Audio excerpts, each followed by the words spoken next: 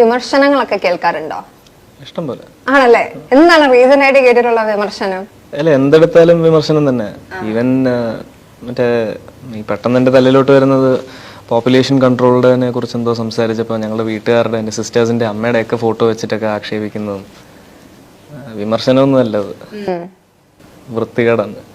എൻ്റെ അച്ഛൻ ഈ പാർട്ടിയിലോട്ട് ജോയിൻ ചെയ്തതിൽ പിന്നെ എൻ്റെ അച്ഛൻ വേറെ ഏതോ ആളായെന്നുള്ള മട്ടിൽ ഒക്കെ ആൾക്കാർ അജണ്ട ബേസ്ഡ് ആണ്, നമുക്കറിയാം.